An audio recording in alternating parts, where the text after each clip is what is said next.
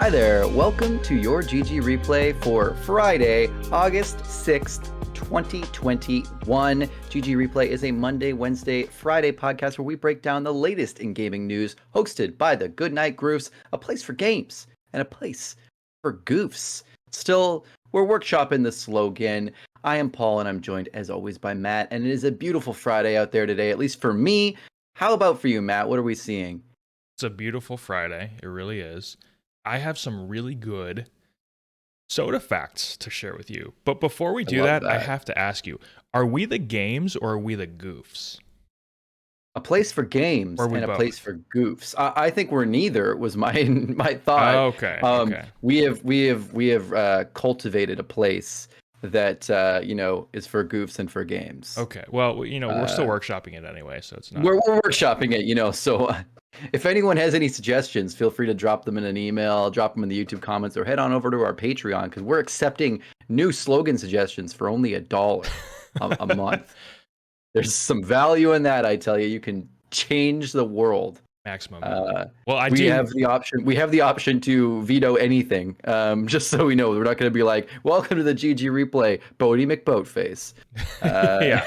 Now, Matt, I think you said you had some soda. I have three very good soda facts for you that I've brought to this Friday episode. Which maybe we should make this a Friday thing going forward. I love this as a Friday thing. You give me one split second. Yes. This can be for everyone on the thing. I'm just gonna close my door really quick. So fill the air, Matt. Oh my goodness! Don't edit it out. I want it on the podcast. Oh Jesus! It's a lot of pressure. Paul is. Look at that. But I don't know. Is that harassment? I don't know. Whoa! What we're talking about back here? All right. Well, okay. You'll have to. All right. You'll have to listen and find out. I really don't want you to edit it. I like it clean. All right. Soda facts. Okay. Fact number 1. Mountain Dew was made to go along with whiskey. So the name Mountain Dew is a direct reference to moonshine.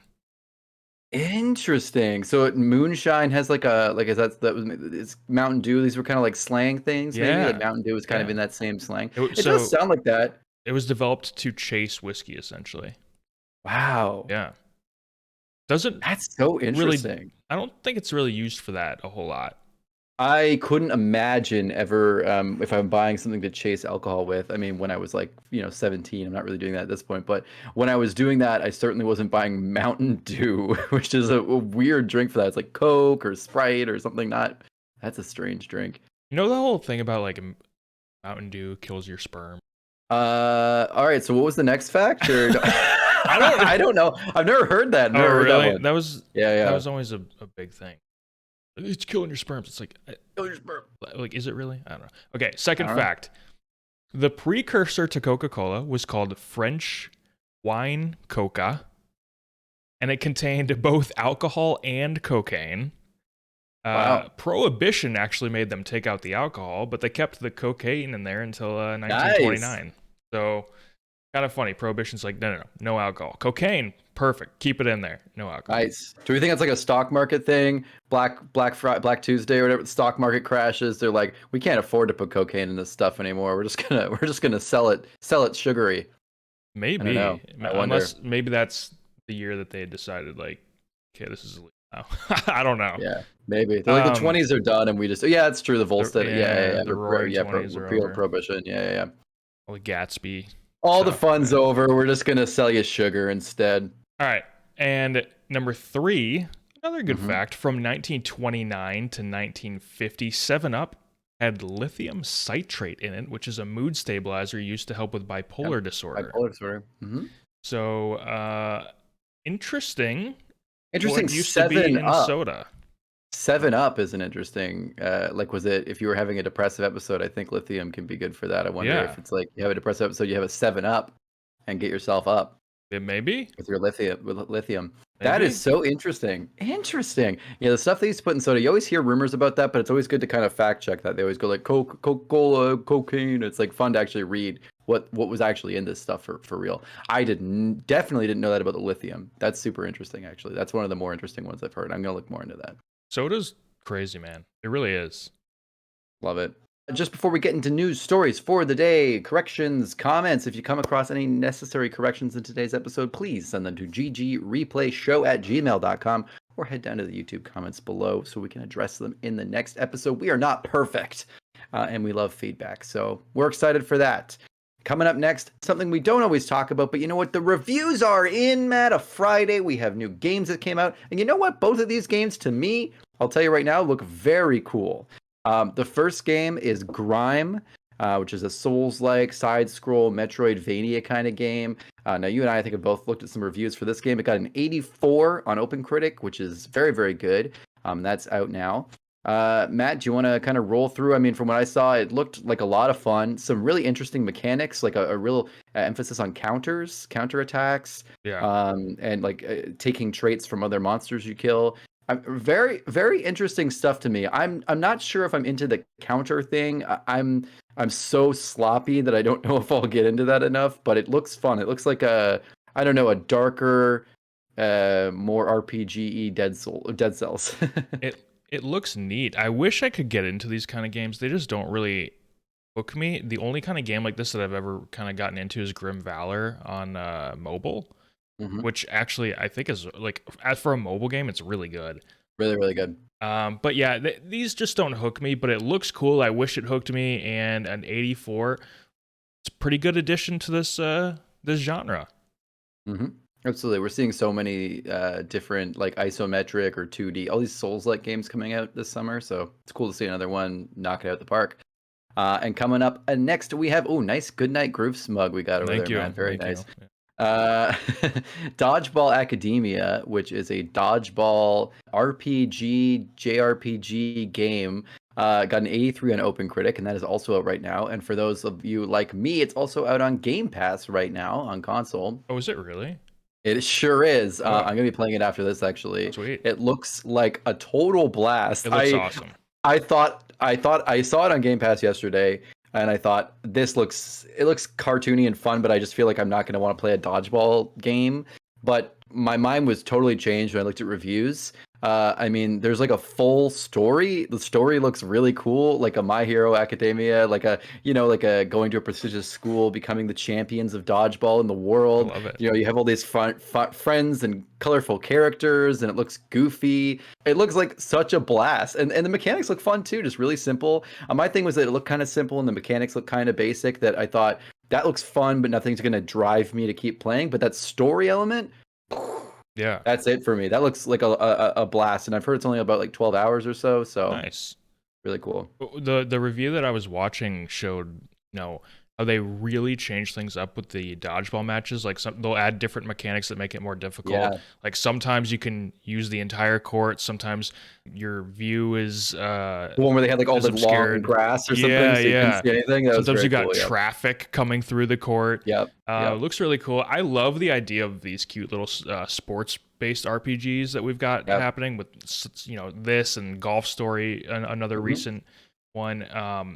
Give me more of these with different like wacky sports. I love this. I love the whole concept of this. Yeah, and I love that there's a kind of a fun through story and a sports story to kind of like get you going like in a fun way, but also like, we're gonna like overcome the odds. Love that. Really, really cool.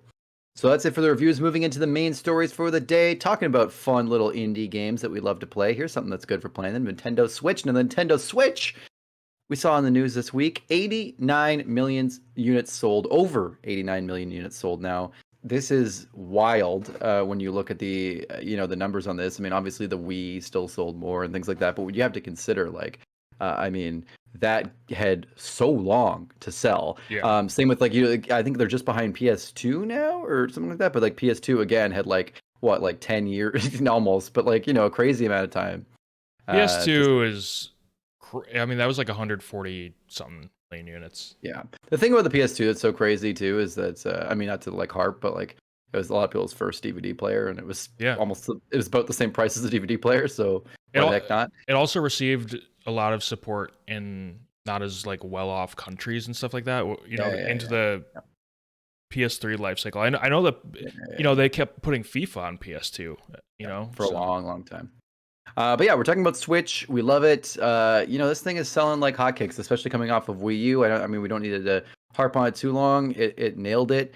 Also worth mentioning, if anyone's wondering what game sold the most, it's Mario Kart 8 Deluxe at 37 million units, which is a good number, and also makes you wonder. It's pretty funny when you look at talking about the Wii U. That was a Wii U game that got basically a definitive edition put out on the Switch. Yeah. And that's the most, the best-selling Switch game. So, I mean, it really goes to show. I mean, these Nintendo games still sell. They're still good. They were never not good. They were good during the Wii U era. It's just unfortunately the hardware wasn't palatable for a lot of people or marketable. So the Switch, clearly it doesn't matter. I mean, it does matter what Nintendo puts out, but if they put out something half decent, people are like, let me in there. Yeah, it's wild. Yeah. So Switch has already outsold in 4.5 years PS3 and Xbox 360. So it's doing well, very well, obviously. You know what? One thing I'm curious about, and this I just thought of this while you were talking about the Wii U. Mm-hmm. I wonder, and I don't know if there are numbers for this or not, but I wonder if the Wii continued to sell better while the Wii U was out than the Wii U. Great question. Probably, they still sold Wiis for a long time into the Wii U, and it was dirt cheap. I wonder if they were still. They had to still probably be manufacturing Wiis, right? Just because they were still selling them, I'm sure. So. I think so. I bet you. That makes sense. Interesting. Good question. Yeah, but congrats to Nintendo. Hopefully you don't let it go to your head like you already are, and maybe do some stuff that the fans are looking for. I don't know. What are you talking about? But competition may be coming. We have the Steam Deck. We have some other things. It's you never know what's gonna come up for that. I actually saw an interesting video today. I was watching The Verge finally got a hands-on with the Steam Deck. Oh. And they were so some other publications are getting it besides IGN now. Okay. And they had Sean Hollister on there, and he was talking about. He actually showed a side by side. He was able to play The Witcher 3 on Steam Deck and play The Witcher 3 on Switch and compare. And the Switch one looks noticeably terrible. Like a Play-Doh world. Yeah. It looks like a pixel mess. Which I think if you just like had it and you were like, you know what, it's impressive, and that's the only way I can play The Witcher on the go. So like, fuck it, like it is what it is. And you kind of almost get used to it. But when you see the difference. It's wild. He even had like another Windows portable that they not. I mean, the Steam Deck isn't Windows portable, but you know what I mean. Another PC portable, and it was running it at low, and the Steam Deck could even run it at medium, so a whole step higher than another system that's supposed to do a similar thing. And it was pretty smooth. So it's cool to see. It's cool to see some competition. I mean, I don't think it's really going to eat into the Switch. The Switch is a juggernaut that will never be stopped. You know what's sad, Paul? We're about to get a new Nintendo Switch in 2021, and it's not going to play The Witcher any better than the 2015 Witcher game. It's not going to play that any better than the original Switch.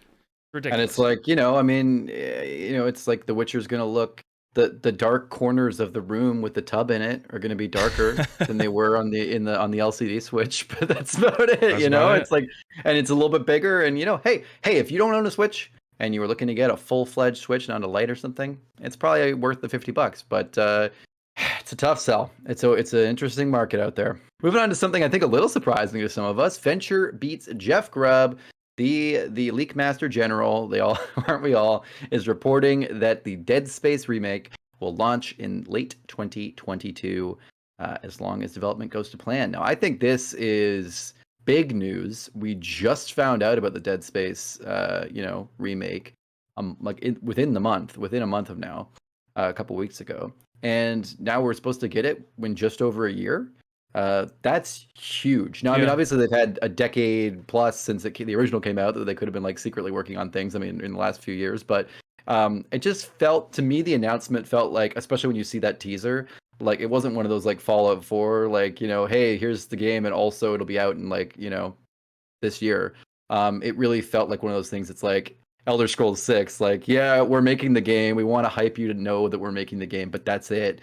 We're going to trickle some news over the next 3 or 4 years, but next year. Yeah, I agree. It felt a ways off, but I hope we get to a point where games are only being announced like at most like a year before they're coming. I really don't want to. I don't want to know about games that are more than a year away. It's too long. It doesn't make the money, man. It's not the hype cycle. I guess. Do you need longer than a year of hype? I don't know. I'm sure they have numbers. I'm sure they've looked it over, but I agree. I love. You know what? Maybe it wouldn't be as special though. It's really special now, even though it happens almost so rarely. It's almost never when a game gets announced and it comes out within 6 months. But I would love. It's so special now because so many don't do that. So part of it is these companies trying to get ahead of leaks too, because that is such a prevalent problem in games. Sure. Like imagine that Dead Space remake, we didn't know about it. They announced it next summer. Maybe they were gonna do that, but it got leaked so hard. Yeah, hard to tell. It sucks for the people working on the game when stuff gets leaked. Huge kudos to Bethesda in 2016 for managing, or 2015 for managing to keep Fallout 4 under wraps for so long. That they were able to do that launch, because I mean there was so many rumors about that coming out over the course of like 2 or 3 years, and they were never right. And I think even coming up to that conference, no one was like 100% sure it was going to be Fallout 4 or that it was going to come that year. Wasn't Boston leaked prior to the conference though? Boston was leaked, but we didn't know if it was a full game. We didn't know what was going to happen, and plus there had been leaks and talks about Boston for like 2 or 3 years, but we didn't know what it was going to be called or how it was really going to work. It's very, very loose leaks, and they didn't give into them at all and like announce early. It's very cool. I gotcha. One of the few things they're doing right nowadays. Did you mention this? I don't know. There are plans to reveal more of this Dead Space remake before the end of the year. Yeah. Maybe at the Game Awards or something like that. Yeah. So yeah, show us some gameplay. That's what I'm looking forward to. Be great. Yeah, maybe something a little bit later in the year, around holiday season. Maybe I don't know if there'll be something, but be really cool. Feels like a September thing. Maybe we might get something like that. It's soon. Yeah. Well, I don't know. I'm just saying. Like, I feel like opening live, that kind of stuff. Like, it's a little early, but I feel like there's still some shows September, October. But then, like, going into the holiday, most of the hype is kind of dying out for just buying the stuff. So maybe I don't know. Maybe it's my hot take. Here's a fun one that's very interesting. Bloomberg is reporting that a 3D video game set in the world of South Park is in the works. Now, this is coming hot off the heels, too, of a big South Park announcement. I think Trey Parker and Matt Stone just got like what was that, $800-900 million deal? A ludicrous amount of money. I think it was well, I think that they like valued the franchise at $1 billion or something like that. Is that what it was? I saw the deal was inked at $900 million. Maybe. I don't know. Yeah. Anyway, we're talking, I think it was 6 more seasons of South Park, 8 more seasons of South Park, and 14 direct to streaming South Park movies, which was nuts. The craziest part, because up till now there's been one South Park movie, bigger, longer, uncut. Correct me if I'm wrong, but I think there's like one notable movie that isn't like part of the show in some way. They've had like longer specials. Yes. Wasn't the whole like Tegrity Farms thing? Didn't that start from a special? Pretty sure it was in the regular season though. Oh, okay. Like it was part of a season. But I thought the like they do arcs. You know what I mean? Okay. But like they went through those few years where they had like season-long arcs. But it's interesting to imagine they would do episodes and then also movies. To me, that's actually cool if they do something like you're talking about with the arcs. There a lot of people really complained about the whole like the troll season or the PC Principal. These ones that had these long arcs the whole season. A lot of people said we it's fun, but we missed the show when it was just topical random weekly episodes. But I actually love those seasons. Me too, yeah. And I thought it was a cool spin, and I agree that it's cool to have individual episodes within that, but I also like a long arc. This might be a good way for them to be able to do individual episodes during the regular season and then do like movie-length arc stories that are a little bit more fleshed out and a little bit more interesting. Not interesting, but you know what I mean, a little bit more long form. So that would be really cool, actually. So that would be awesome. But either way, sorry, we're not talking about that, but it's important to say big South Park announcements right now. And one of the announcements, 3D South Park game. We know very little about it, just that they're working on it. Important to note, there's only, as far as I know, one more 3D South Park game that actually released in 1998 on the N64 and then got ported in 99 to PC and PS, but original PlayStation. And my childhood memories of it were that it was terrible and scary and weird. Now watching it on video, it's pretty right, except not being scary. But it's just it's just gross. You have like you just throw snowballs at monsters and piss on the snowballs, and like you just keep saying the same stupid taglines over and over again, like "respect me, tortas." You like throw snowballs at them. It kind of looked fun-ish. I just remember seeing it on the shelves at Blockbuster when I was a kid. Yeah, your mom's like, no way you're watching that. Yeah, absolutely. So that was poorly received. Rightfully so, probably. And then we had almost no real South Park games for a very long time. But then we got Stick of Truth, Fractured But Whole from Ubisoft, publishing those ones. So not 100% sure who's developing this or publishing this.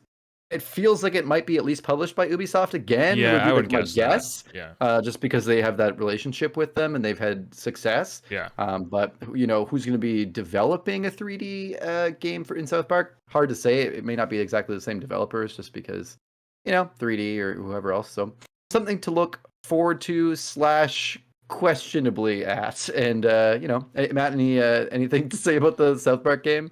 Yeah, I'll be curious to find out who's developing it. I'm gonna, if it's Ubisoft publishing, I'm gonna guess some Ubisoft studio is gonna develop for it, like they did with Fractured But Whole.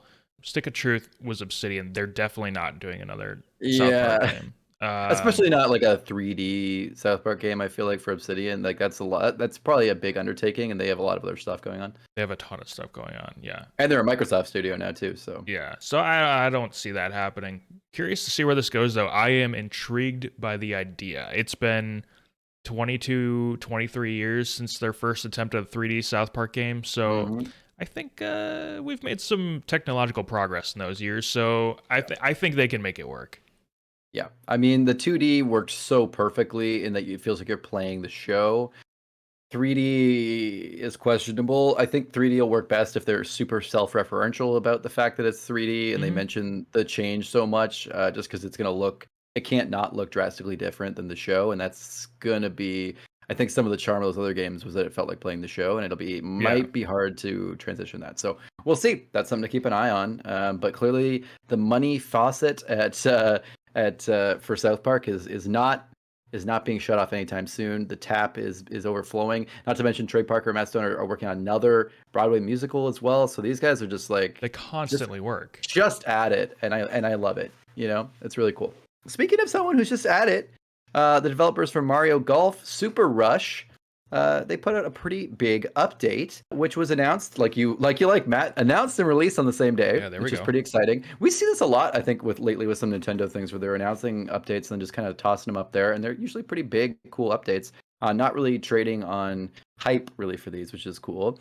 Adds ranked match mode, which I mean should have probably been in the game at launch. Yeah. Toadette, which I mean should have probably been in the game at launch because she's the best character in the whole thing. And a new Donk City course, and some updated motion controls. So I mean I don't know if you know the degree to what you wrote better motion controls, and I didn't see that in some. That's because that's what Nintendo said. Their bullet point was improved motion controls. Right. Okay. Nothing else, just improved motion controls. Not how. I guess probably just like people were complaining and they're like, we fixed it. We're not going to tell you how, but we did something that probably fixed it. Nothing crazy to say about it besides I'm hoping that ranked match mode was added later because they were able to kind of stress test more the online portion maybe. I always wonder about these Nintendo games, especially competitive games, Mario Karts and Mario sports games. I think so much of these, especially in our current and still post-pandemic and dealing with this world where we're not getting together quite as much, online is so big, and Nintendo's still a little bit behind. So I mean, I'm hoping that ranked match mode is going to be able to keep up with latency and everything, and we're not going to get some rage quitting because the internet ruined the game. Yeah, no, this game kind of goes back to what I was saying about wanting sports RPGs. There's a story mode here. It's not as RPG as it could be, but imagine if they had like a full story RPG mode to this Mario Golf game. That'd be awesome. Be cool. I would like to see some more RPG stories that really characterize Mario, like a Paper Mario game, but like that kind of storyline, but added more to another type of game, like a sports game. Yeah, it'd be cool to see that. Like even in Odyssey and things, it's more of a linear platformery kind of game. It'd be cool to see the Mario characters in an RPG story, but in a different setting. I just think it's a great idea. You're totally right about this. That would be really cool. Yeah, let's see it. Let's do it. Yeah, let's see it. I think we've cartoonified them a little too much to the point where we're afraid to just give them random storylines and have them all just kind of like get really serious for a moment. That would be really funny. Nintendo is willing to do stuff with Mario though. You see with Mario and Rabbids Kingdom Battle or whatever, the whole XCOM version Yeah. of Mario. Like they're But I want to see willing like to do other stuff. serious. I'd like to see serious Mario, not like serious like gritty Mario, but I just mean like a serious Mario who's like on a journey and he's like determined, and there's other characters and there's like some emotion to it. That would be really cool. I'd like to see something like that, or maybe just more Paper Mario is cool too. Like I'll just take whatever. I Yeah. feel like that's the closest to that.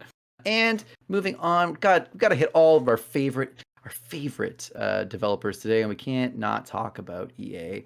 EA confirmed in an investor call that a sequel to Jedi Fallen Order is coming. A little late, but we have confirmed they are making one. And they also, here's an interesting point, and I've seen a lot of people talking about this. EA also said in the same call that Mass Effect Legendary Edition performed well above expectations. Now, I think this is the most interesting thing because I saw an interesting Reddit post, and I've seen a lot of people talking about this recently.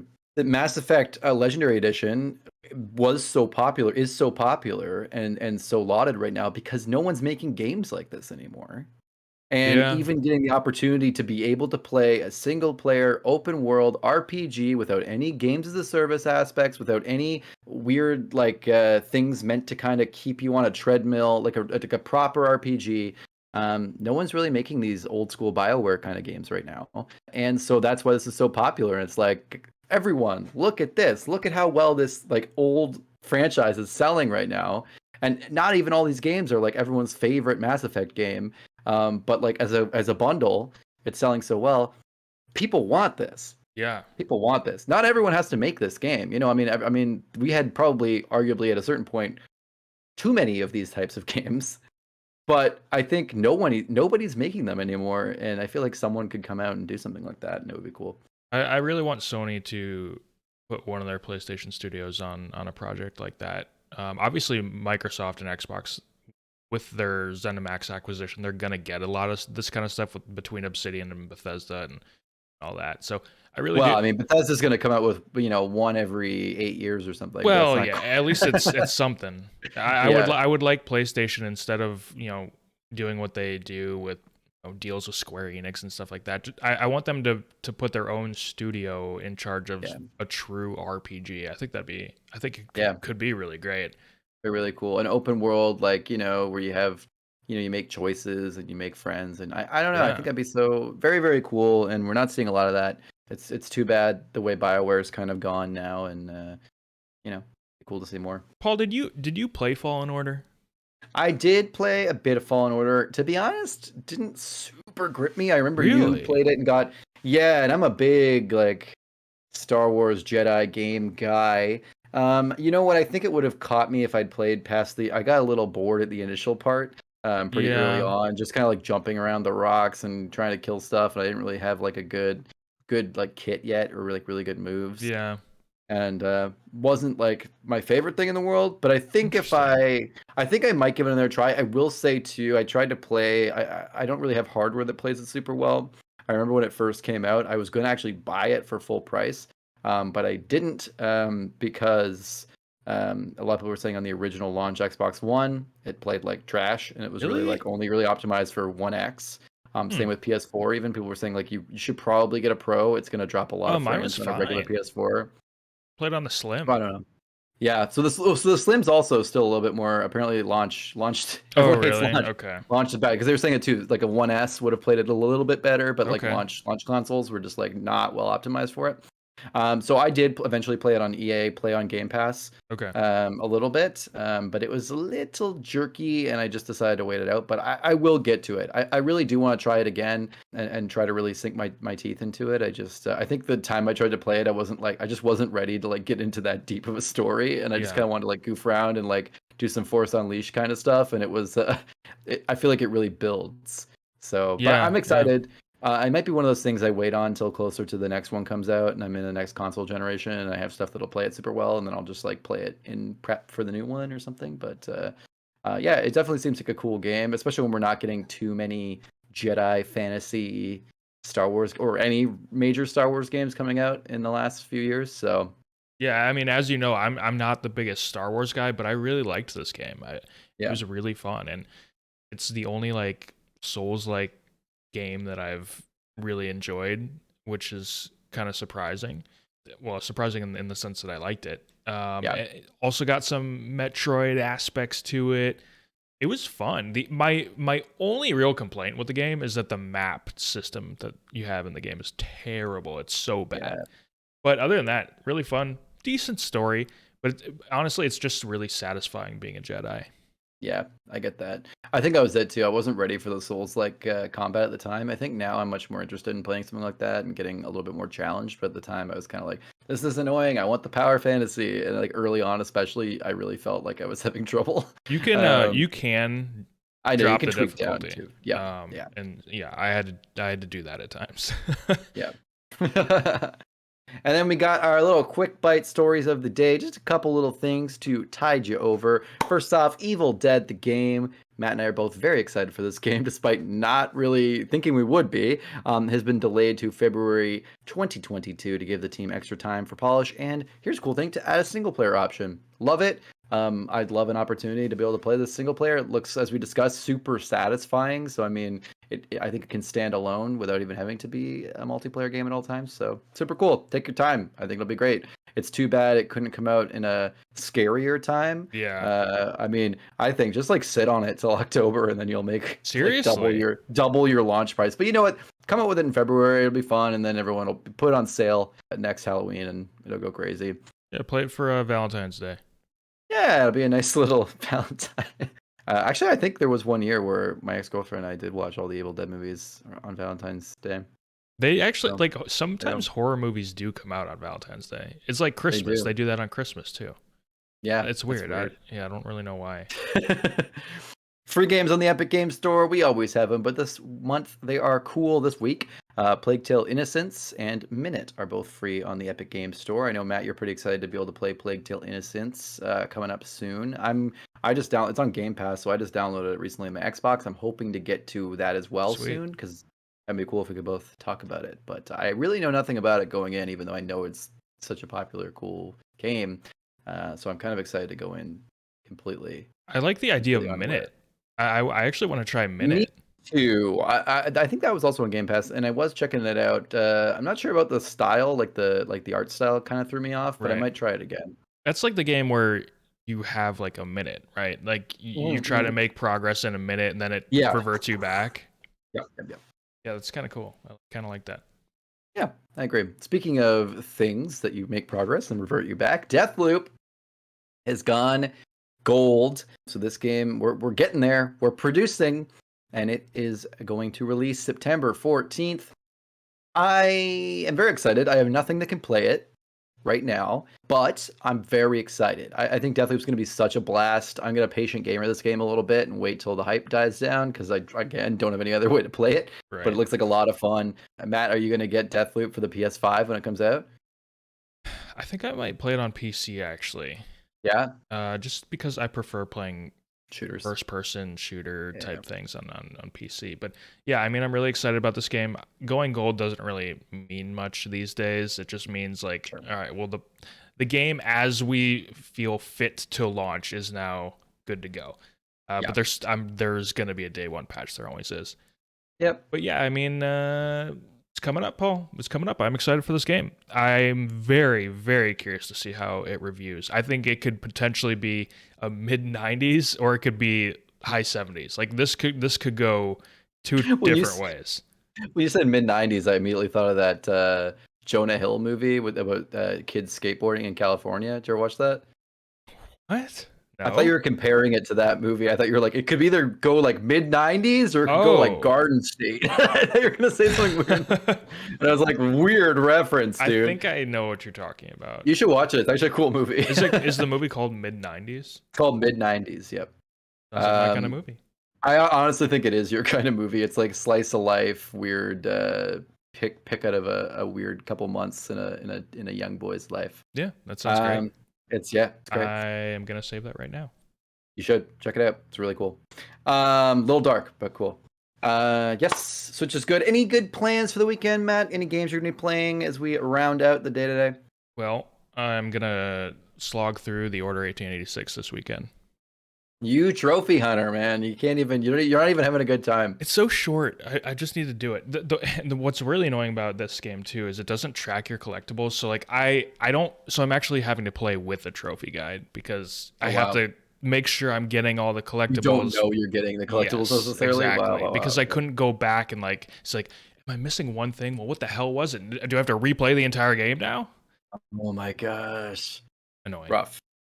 Any other games after you finish Order 1886? Plague Tale's the next one. Probably get started on Plague Tale. Yeah.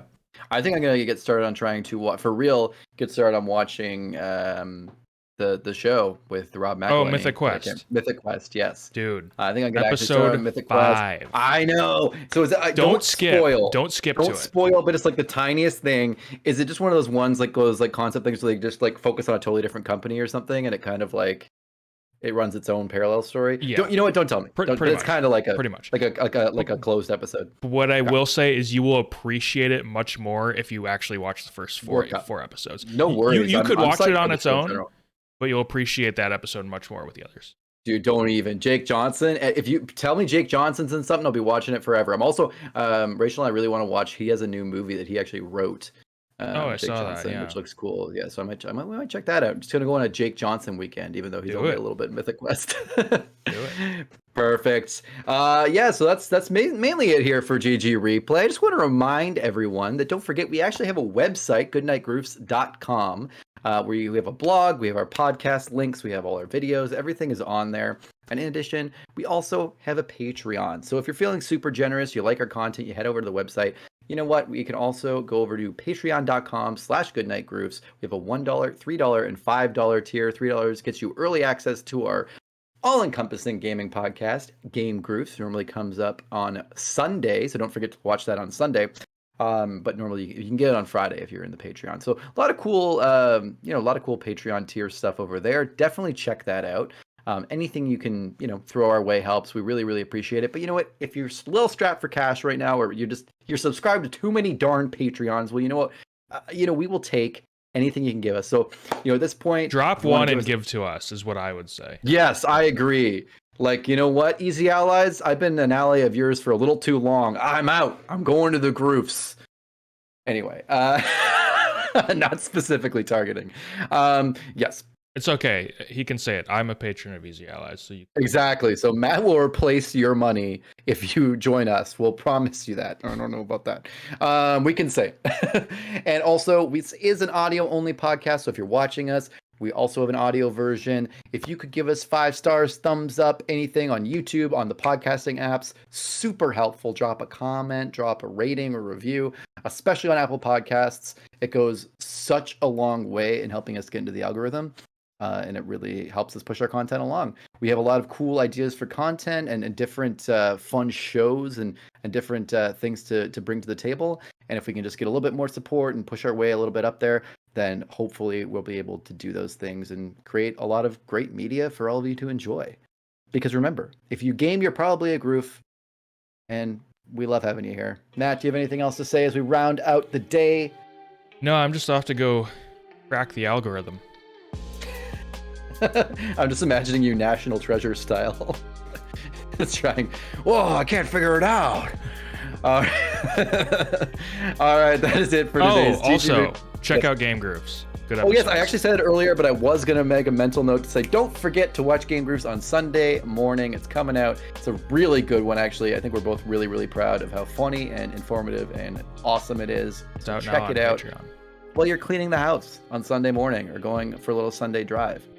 It's out now on Patreon. Paul did end that with he ended this with a Nick Cage impersonation, but he did end Game Groofs with a Vin Diesel impersonation. So. Vin Diesel, yeah. So if you want to hear all about family, check out this week's Game Groofs. That is going to be it for the GG Replay today for Friday, August 6th, 2021. Thank you so much for listening. Have yourselves a fantastic weekend. Good night, Groofs.